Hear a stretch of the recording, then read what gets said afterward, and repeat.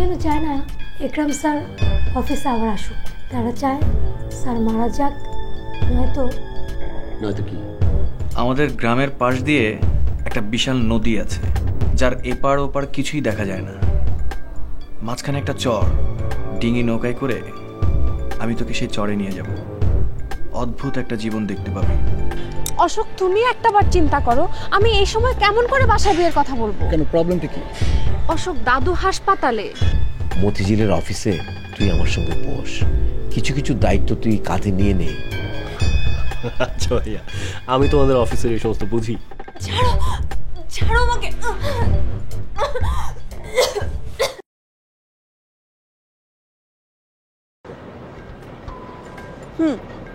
আছে, আমার শ্বশুরের সাথে একজন লোক আছে, তার নাম জলিল আখান। আজকে যদি সোহেল ভাই আমাদের সাথে থাকতো এত কিছু লাগতো না।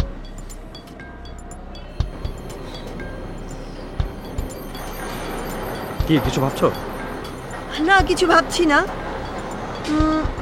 শোনো, তুমি একদিন বাসায় এসো, সোহেলের সাথে বসো, গল্প করো, ওকে একটু বের করার চেষ্টা করো। আর ও যে ইমরান ভাইয়ের ব্যাপারে অন্ধ, সেখান থেকে ওকে একটু বের করার চেষ্টা করো। আমি আসি। যাবে তুমি? হ্যাঁ যাই, সন্ধে হয়ে এলো। তাছাড়া কি বলো? তোর সঙ্গ আমার ভালো লাগছে, কিন্তু আশিক, আমাকে তো খুব সাবধানে চলাফেরা করতে হয়, যাতে বাড়ির লোক আমাকে সন্দেহ না করে, বোঝোই তো। আসি। শোনো, কি যেন বলছিলে? জলিল, ওনার একটা নাম্বার জোগাড় করা সম্ভব? নাম্বারটা তুমি আগামীকালই পেয়ে যাবে। বাই। বাই।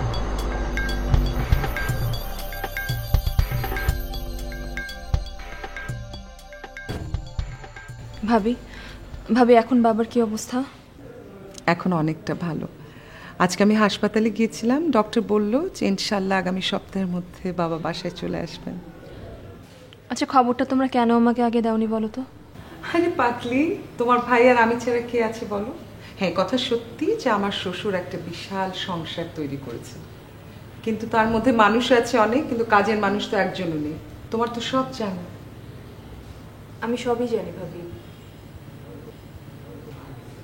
সত্যি কথা বলতে ভাবি, আমিও না এখন একদম ভালো নেই। যতদিন যাচ্ছে ইকবালের কাছে পুরো বিষয়টা অনেক বেশি স্পষ্ট হয়ে উঠছে। বলো কি? আমার খুব ভয় লাগছে এখন ইকবালকে। একটা বনেদি পরিবারের ছেলে, শিক্ষিত, দেখতে শুনতে ভালো, ভালো ব্যবসা করছে। ইমরান এত খোঁজ খবর নিয়ে তোমার জন্য এরকম একটা পাত্র খুঁজলো। ও তো তোমাকে এত ভালোবাসে, ও জানলে তো খুব কষ্ট পাবে। না না ভাবি, তুমি ভাইয়াকে এখন এসব কথা কিছুই বলো না। দেখা যাক না কোথাকার জল কোথায় গিয়ে গড়ায়। আচ্ছা ভাবি, মিথুনের কি খবর? ও আছে ওর মতো, আমাদের সাথে কোনো যোগাযোগ নেই। মেয়েটার জন্য খুব খারাপ লাগে। জানো ভাবি, মিথুনের কথা না খুব মনে পড়ে। অনেকদিন হয়ে গেছে না মিথুনের সাথে। ভাইয়া কেমন আছো? ভাইয়া ভালো। সুজাতা কেমন আছিস তুই? এই তো ভালো। চিটাং থেকে একা চলে এলি? ইকবাল আসে নাই? ও আসবে, 2 একদিন পরে আসবে। তুমি যাও, মুখ হাতটা ধুয়ে নাও, আমি টেবিলে খাওয়া দিচ্ছি, তারপর ওর সাথে না বসে কথা বলো। হ্যাঁ ভাইয়া যাও, আমি তো আছি। আচ্ছা, বসতি? হ্যাঁ হ্যাঁ ঠিক আছে। আচ্ছা, তুমি আমার সাথে যাবে? হ্যাঁ চল। আসো।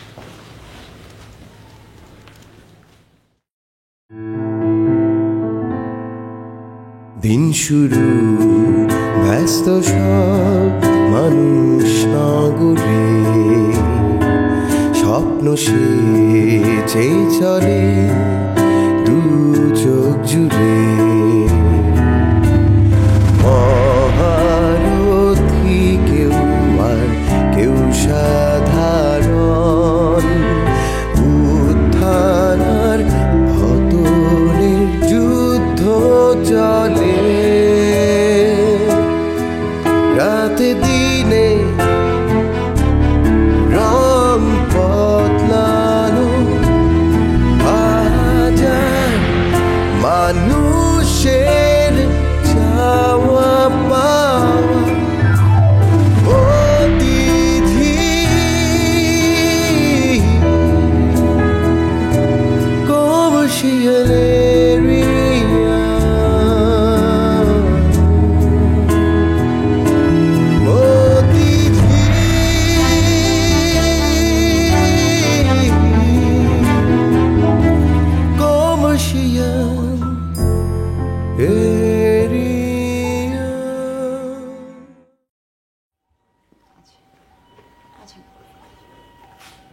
কেমন আছেন Dilruba?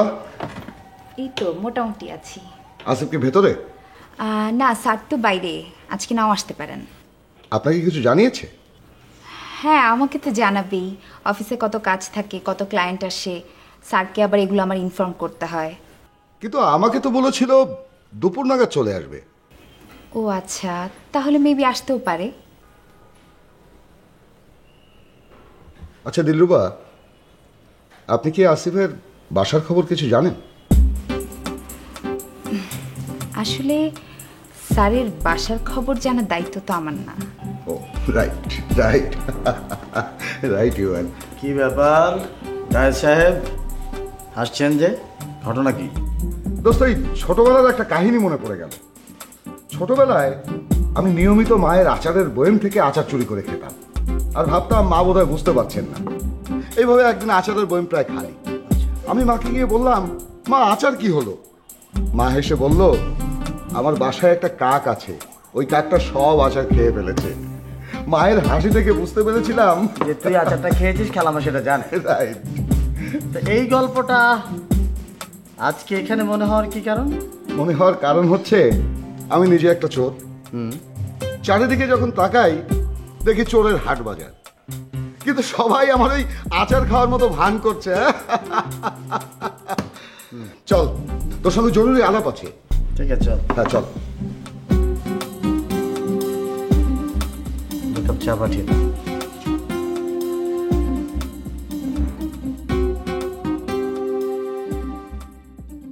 Hello. Sit down, please. Sit down. Thank you.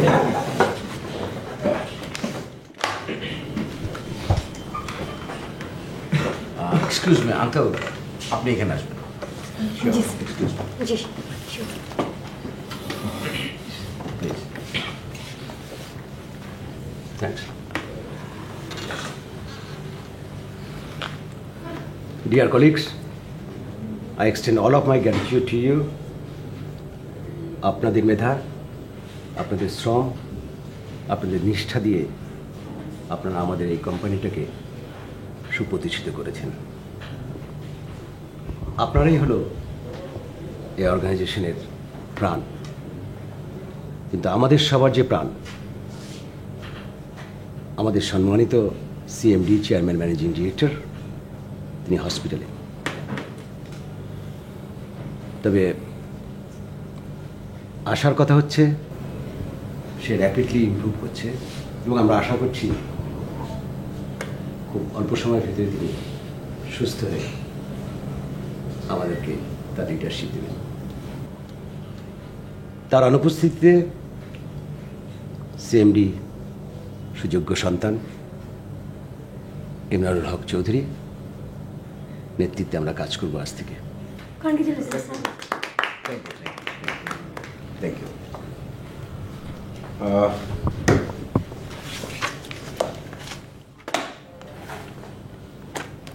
পনেরো দিন,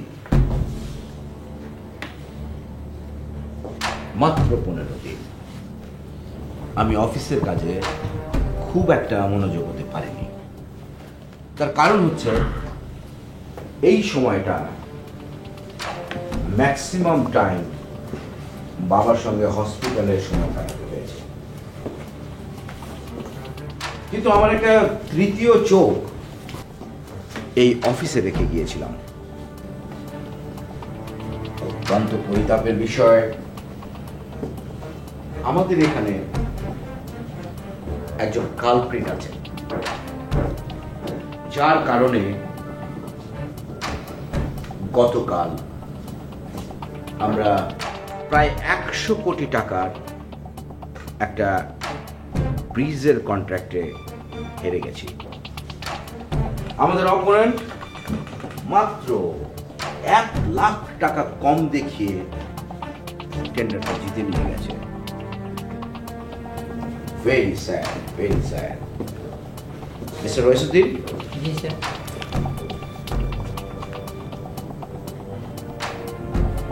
এই টেন্ডারের দায়িত্ব তো আপনি ছিলেন। জি স্যার। ওরা যে কিভাবে টেন্ডার পেয়েছে তা আমি জানি না। ওরা কারা? Royal builders. Royal builders? আমি কি এখানে একবারও রয়্যাল বিল্ডার্সের নাম উচ্চারণ করেছি? জি না স্যার। তাহলে মিস্টার রয়সুদ্দিন, আপনি কি করে জানলেন রয়্যাল বিল্ডার্সের কথা? শুনুন, আপনি মাত্র 60 লাখ টাকার বিনিময়ে আমাদের সমস্ত ডকুমেন্ট ওদের কাছে দিয়ে দিয়েছেন, আর সেই টাকাটা আমাদের অফিস বিল্ডিং এরই কোনো একটি বেসরকারি ব্যাংকের শাখায় আপনার নামে জমা হয়েছে। এখানে সমস্ত কাগজপত্র আছে, আপনি দেখবেন। স্যার ভুল হয়ে গেছে স্যার, ক্ষমা করে দিন। Am I right? ক্ষমা করে দিন স্যার, আমার চাকরিটা চলে গেলে আমি নিয়ে চলতে পারবো না। অফিসার, ক্ষমা করে দিন স্যার, ভুল হয়ে গেছে। এই সেই কালপ্রিট, একে এখান থেকে নিয়ে যান, নিয়ে যান।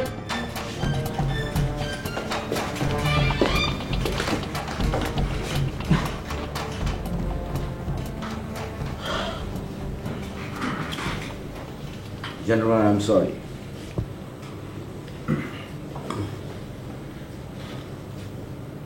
Ladies and gentlemen, we can call up the meeting for today. শেষ তো করাই যায়।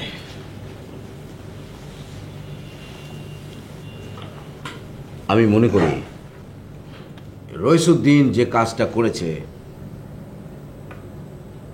সেটা তার একার পক্ষে করা কোনোভাবেই সম্ভব ছিল না। তার সাথে আমাদের এখানকার কেউ জড়িত ছিল। তার একার পক্ষে এই কাজটা করা কোনোভাবেই সম্ভব না।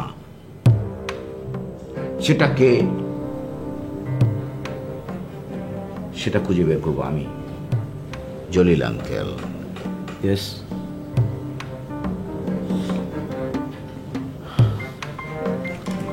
Let's call it a day.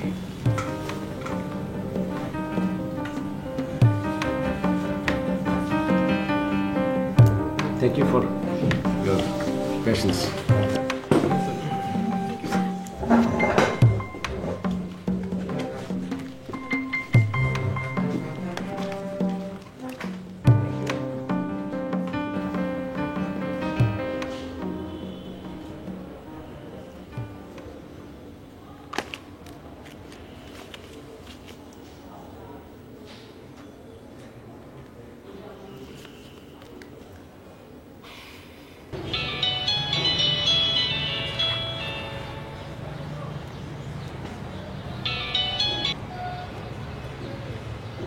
Hello Ayaz, কোথায় তুই?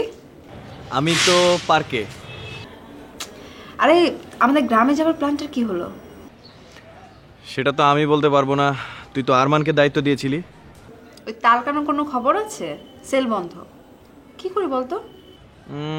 তুই এক কাজ কর, এখানে চলে আয়। তুই কোথায়? আমি তো পার্কে। পার্কে? পার্কে কি করছিস?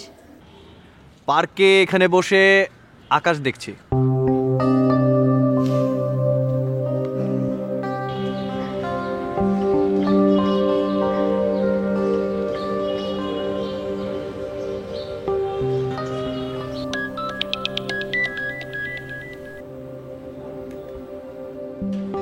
কি রে, ফোন কেটে দিলি কেন? তোর উপর আমার ভীষণ রাগ হচ্ছে। কেন? তুই কি সুন্দর খোলা আকাশের নিচে বসে আছিস, আর আমাকে একটু বললি না? আমাকে বলতি, আমিও যেতাম তোর সাথে। তুই এক কাজ কর, তুই এখনই চলে আয় আমার কাছে। এখন সম্ভব না। কেন রে? আয় না, ভাল লাগবে। এখন আমরা সবাই মিলে হাসপাতালে যাব দাদুকে দেখতে। ও শোন, তোর সাথে আমার জরুরি কথা আছে, কালকে একটু আসিস তো? আচ্ছা ঠিক আছে।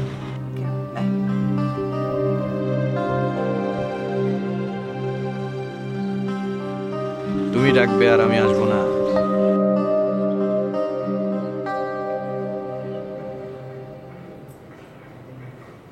হ্যালো সোহেল ভাই। হাই। আরে আশিক ভাই, প্লিজ বসুন বসুন। কেমন আছেন? কখন এলেন? আমি তো সবসময় ভালো থাকি। আপনাদের বাড়ির পাশ দিয়ে যাচ্ছিলাম, ভাবলাম অনেকদিন আপনাদের সঙ্গে দেখা হয় না, তাই গাড়ি পার্ক করে চলে এলাম, যদি দেখা হয়ে যায়। খুবই ভালো করেছেন।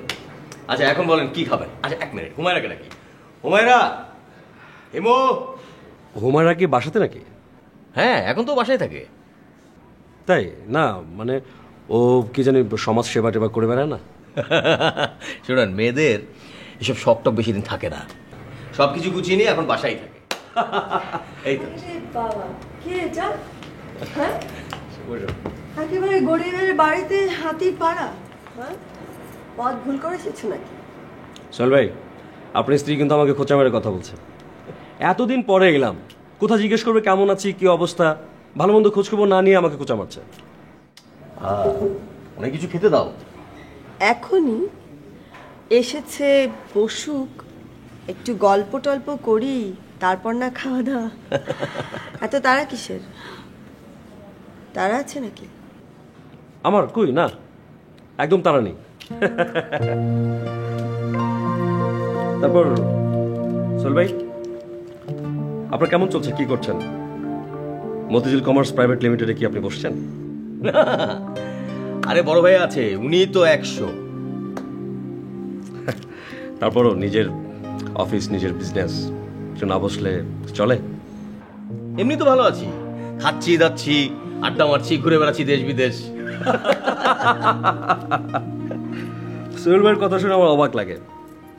নিজের বিজনেস, নিজের সম্পদ, আপনি সেটা দেখাশোনা করবেন না? এভাবে থাকলে তো একদিন হারিয়ে যাবে।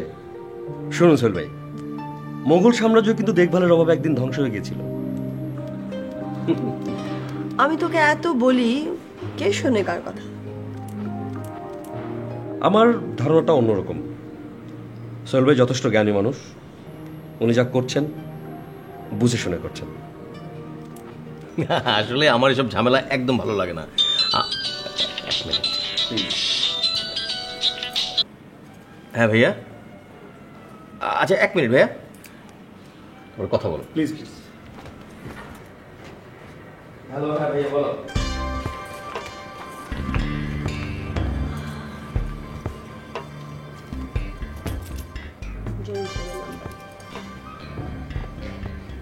থ্যাঙ্কস। রুমা, স্যার, একটা রেপুটেড কমার্শিয়াল কোম্পানির একটা চিঠি কম্পোজ করতে কতক্ষণ সময় লাগার কথা? স্যার আমি হারিয়ে ফেলেছিলাম, অনেক খোঁজাখুঁজি করে এইমাত্র পেয়েছি। বাহ, আজকাল অফিসের চিঠিপত্র হারিয়েও যায়। স্যার হারিয়ে যায়নি, আমি খুঁজে পেয়েছি। যদি খুঁজে না পেতে তখন কি করতে? যাও। এই, আলী সাহেবকে আসতে বলেছিস? জি স্যার। পাশের রুম থেকে কি উনি প্লেনে করে এখানে আসবেন নাকি? যা।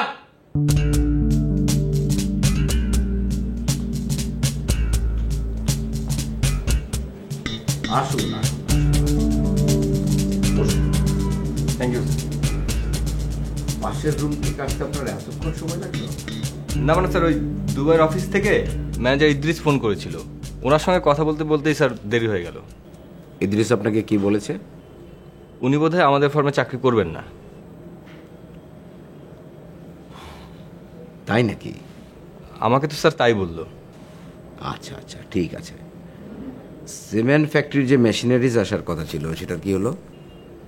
স্যার মালপত্র চিটাগাং পৌঁছাবে আগামীকাল, আর পাগলার ফ্যাক্টরিতে পৌঁছতে আরও 3 দিন লাগবে স্যার। একই পার্টস আগে এসছে 10 দিনের মধ্যে, আর এখন আসতে আরও 7 দিন সময় বেশি লাগছে। না মানে স্যার, ওই জাহাজের জন্য বন্দরে একটা ঝামেলা হয়ে গেল স্যার, ওই কারণেই। আচ্ছা আচ্ছা আচ্ছা, আর শুনতে চাই না। কাজ সময় মতো হয় না, 101টা অজুহাত থাকে আপনাদের সমস্ত কাজের পেছনে। যান।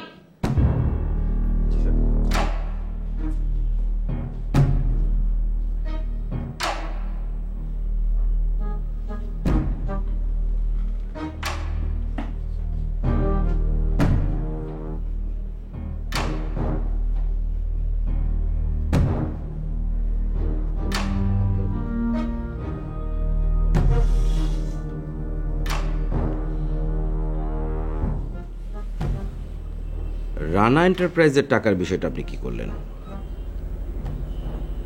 আমি দেখছি। আঙ্কেল, আপনি জানেন রানা এন্টারপ্রাইজের টাকার প্রসঙ্গেই কিন্তু বাবা সেদিন অফিসে অসুস্থ হয়ে পড়ে। সেই বাবা হসপিটাল থেকে ফিরে এলো প্রায় সুস্থ হয়ে, অথচ আপনি আশ্চর্য রকমের নিশ্চুপ। রানা এন্টারপ্রাইজের টাকার বিষয়টা কি আপনি আমাকে একটু খুলে বলবেন দয়া করে? ইমরান, সব কিছু সাদা চোখে দেখা যায় না। সব ঘটনার পেছনে আরো অনেক ঘটনা লুকিয়ে থাকে। আমি কয়েকদিনের ভিতরে রানা এন্টারপ্রাইজেসের টাকা তোমাকে বুঝিয়ে দিচ্ছি।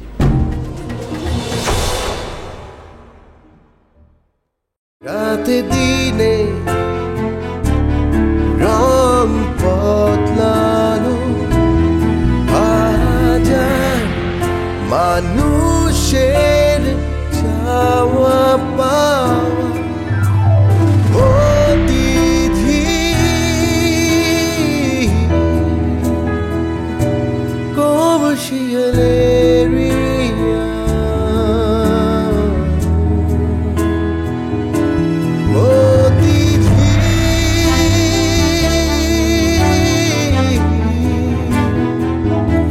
commercial